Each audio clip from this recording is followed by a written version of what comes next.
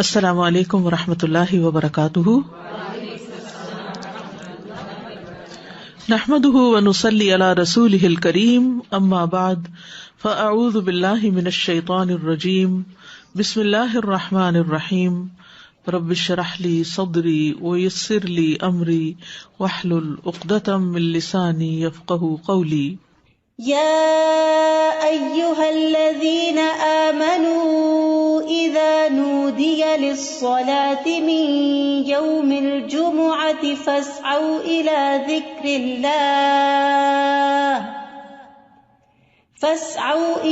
ذكر الله وذروا البيع ذلكم خير لكم إن كنتم تعلمون۔ کہ ایمان والوں کے لیے جمعہ کی اذان کے بعد کسی بھی اور قسم کی مشغولیت اختیار کرنا درست نہیں، اور ہر عاقل بالغ کو جمعے کی نماز کے لیے دوڑ پڑنا چاہیے، کیونکہ جمعہ ہر مسلمان پر فرض ہے۔ نبی صلی اللہ علیہ وسلم نے فرمایا، جمعہ ہر مسلمان پر جماعت کے ساتھ لازماً فرض ہے، حق واجب کہا، سوائے 4 طرح کے لوگوں کے: غلام، مملوک، عورت، بچہ یا مریض۔ تو ایک ہو گیا غلام مملوک، دوسرا عورت، تیسرے بچہ اور چوتھے بیمار شخص۔ اسی طرح مسافر پر بھی جمعہ نہیں ہے، اور عورتیں گھر میں 4 رکعت نماز اپنی ظہر کی پڑھیں گی۔ گھر میں جمعہ نہیں ہوتا، جمعہ جمع ہو کر ہی ہوتا ہے، مسجد میں ہوتا ہے، اور بڑی مسجد میں ہوتا ہے۔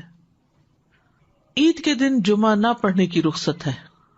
ابو ہریرہ کہتے ہیں کہ رسول اللہ صلی اللہ علیہ وسلم نے فرمایا، تمہارے آج کے دن میں 2 عیدیں جمع ہو گئی ہیں، پس جو چاہے تو اس کے لیے یہ نماز عید جمعہ سے کافی ہوگی۔ جمعہ نہ بھی پڑھے تو ٹھیک ہے، عید کا پڑھنا لازم ہے، اور ہم تو جمعہ پڑھیں گے۔ یعنی آپ نے پسند کیا کہ جمعہ پڑھیں، لیکن جو نہ پڑھنا چاہے، ظہر پڑھنا چاہے تو وہ بھی ٹھیک ہے۔ وہب بن کیسان سے مروی ہے، انہوں نے بیان کیا کہ ابن زبیر رضی اللہ عنہما کے دور میں جمعہ اور عید اکٹھے ہو گئے تو انہوں نے عید کے لیے نکلنے میں دیر کر دی، حتیٰ کہ دن کافی اونچا ہو گیا۔ پھر وہ نکلے، خطبہ دیا اور بہت لمبا خطبہ دیا، پھر اترے اور عید کی نماز پڑھائی، اور اس دن لوگوں کو جمعہ نہیں پڑھایا۔ یہ بات ابن عباس سے ذکر کی گئی تو انہوں نے فرمایا انہوں نے سنت پر عمل کیا۔ یعنی کہ باقی حدیثوں میں بہت سی چیزیں مماثلت ہیں، جو ایک ایک چیز کسی اور حدیث میں الگ سے بھی ملتی ہے۔ جو شخص جمعہ کے دن غسل کرے، جس قدر ممکن ہو پاکیزگی حاصل کرے، اور اپنے تیل میں سے تیل لگائے یا اپنے گھر کی خوشبو میں سے خوشبو لگائے۔ پھر اسی طرح مسجد کی طرف جلدی نکلنا چاہیے، کیونکہ جب امام نکل آتا ہے تو پھر اس کے بعد فرشتے نام لکھنے بند کر دیتے ہیں۔ پھر کثرت سے درود پڑھنا۔ رسول اللہ صلی اللہ علیہ وسلم نے فرمایا، جمعے کے دن اور جمعے کی رات کو، یعنی رات سے ہی شروع ہو جائے۔ کل کسی نے سوال کیا تھا کہ جمعے کی رات کا کوئی خاص عمل کیا ہے، تو وہ درود شریف پڑھنا ہے۔ تو جمعے کی رات کو کثرت سے مجھ پر درود پڑھا کرو، پس جو آدمی مجھ پر 1 دفعہ درود بھیجے گا، اللہ اس پر 10 رحمت نازل کرے گا۔ اوس بن اوس روایت کرتے ہیں کہ رسول اللہ صلی اللہ علیہ وسلم نے فرمایا، بے شک تمہارے افضل دنوں میں سے جمعے کا دن ہے۔ اسی دن آدم علیہ السلام پیدا کیے گئے، اسی دن ان کی روح قبض کی گئی، اسی دن سور پھونکا جائے گا، اسی دن لوگ بے ہوش ہوں گے، اس لیے اس دن مجھ پر کثرت سے درود بھیجا کرو، کیونکہ درود مجھ پر پیش کیا جاتا ہے۔ یعنی یہ ایک اسپیشل ڈے ہے، اور اس میں اسپیشل کرنے کا کام کیا ہے کہ رسول اللہ صلی اللہ علیہ وسلم کو درود کا تحفہ بھیجا جائے۔ پھر سورۃ الکہف پڑھنا۔ نبی صلی اللہ علیہ وسلم نے فرمایا، جو جمعہ کے دن، رات کی بات نہیں، دن کی بات، من قرأ سورۃ الکہف فی یوم الجمعۃ، تو اس کے لیے دوسرے جمعے تک نور روشن رہتا ہے۔ اور پھر کیا کرو، وذروا البیع، خرید و فروخت چھوڑ دو، ذالکم خیر لکم، یہ تمہارے لیے زیادہ بہتر ہے، ان کنتم تعلمون، اگر تم علم رکھتے ہو، جانتے ہو۔ یعنی اللہ نے جمعے کی نماز کے وقت خرید و فروخت سے منع کر دیا، اور اس کو ان لوگوں پر حرام قرار دیا جن کو مخاطب کیا گیا کہ ان پہ جمعہ فرض ہے۔ یعنی یا ایھا الذین آمنوا سے شروع ہو کے اینڈ تک ایک کرنے کا کام بتایا گیا اور دوسرا چھوڑنے کا کام، اور وہ کیا ہے؟ پڑھنا فرض ہے، ایسے تجارت چھوڑنا فرض ہے۔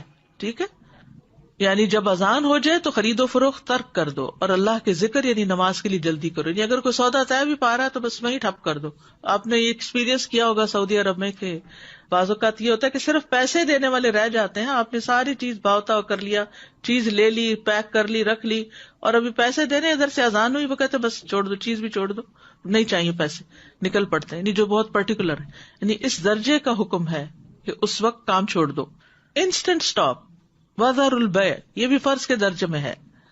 تو اسی وجہ سے علماء کا اتفاق ہے کہ دوسری اذان کے بعد خرید و فروخت حرام ہے.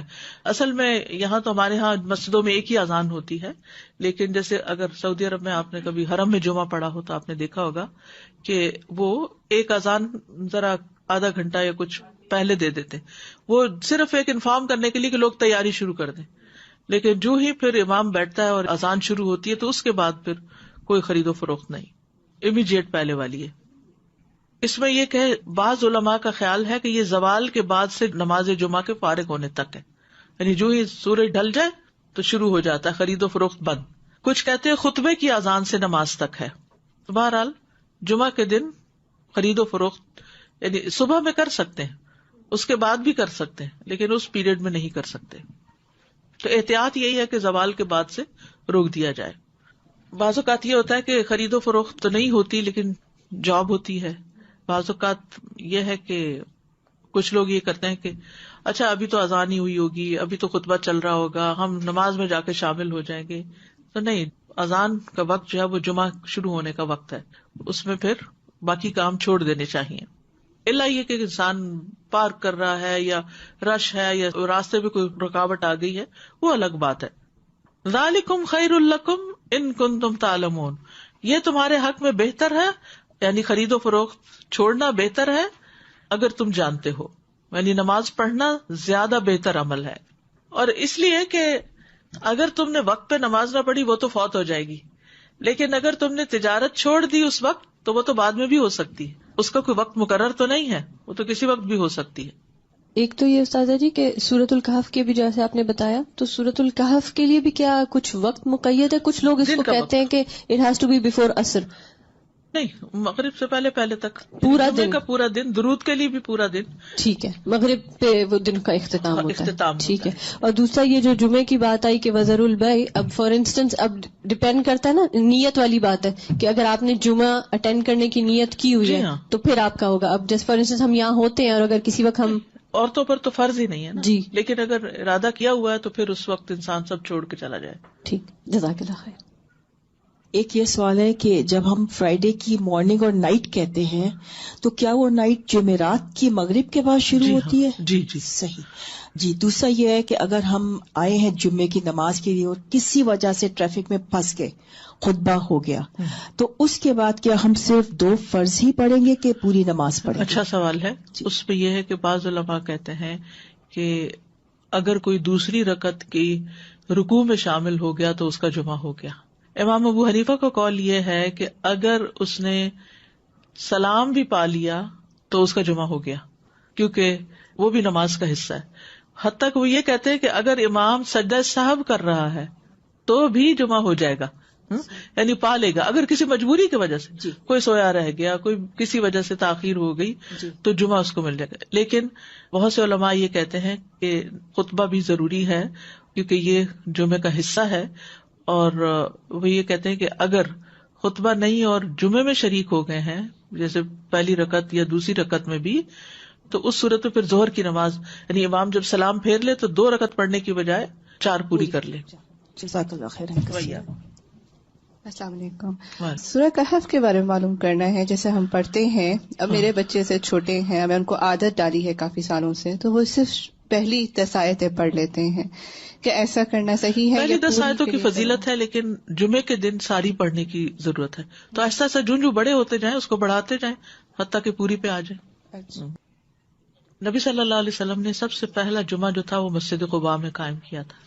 اس کے بعد ہجرت سے پہلے جو جمعہ ہوا تھا مدینہ میں وہ اسد بن زرارہ نے مدینہ سے 1 میل دور قائم کیا تھا. اسد بن زرارہ نے, یہ نبی صلی اللہ علیہ وسلم کی آمد سے پہلے. اسی لیے ایک صحابی تھے تو وہ جب نماز پڑھ چکتے تھے تو کہا کرتے تھے رحم اللہ ابو امامہ, اللہ ابو امامہ پہ رحم کرے. تو پوچھا کہ کون ہے وہ؟ تو کہا گیا کہ اسد بن زرارہ، کہ جنہوں نے سب سے پہلے مدینہ میں جمعہ قائم کیا تھا، یا مدینہ سے 1 میل دور. تو ذالکم خیر لکم ان کنتم تعلمون، یعنی کاروبار چھوڑ کر نماز کی طرف جلدی آنا یہ تمہارے حق میں زیادہ بہتر ہے اگر تم جانتے ہو.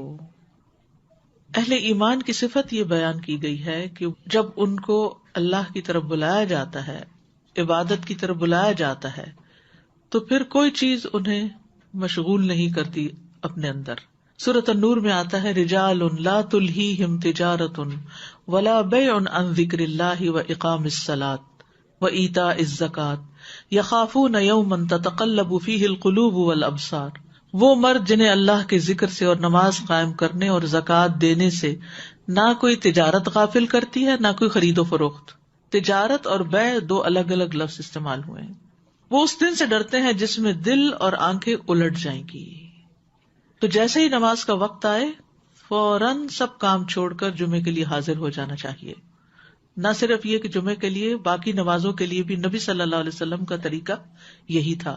اسود سے مروی ہے، وہ کہتے ہیں میں نے عائشہ رضی اللہ عنہا سے پوچھا کہ نبی صلی اللہ علیہ وسلم اپنے گھر میں کیا کرتے تھے. انہوں نے کہا آپ اپنے گھر کے کام کاج یعنی گھر والوں کی خدمت میں ہوتے تھے. جب نماز کا وقت ہوتا تو سب کچھ چھوڑ کر مسجد چلے جاتے تھے، کام چھوڑ دیتے تھے. تو بات یہ ہے کہ انسان بیک وقت 2 تقاضوں کے بیچ میں ہوتا ہے، 2 چیزوں کے بیچ میں. ایک طرف اس کی دنیا ہوتی ہے، ایک طرف اس کا دین ہوتا ہے. بہت سے لوگ یا صرف دنیا کے ہو جاتے ہیں یا صرف دین کے ہو جاتے ہیں، جبکہ ان دونوں میں بیلنس قائم کرنا ضروری ہوتا ہے.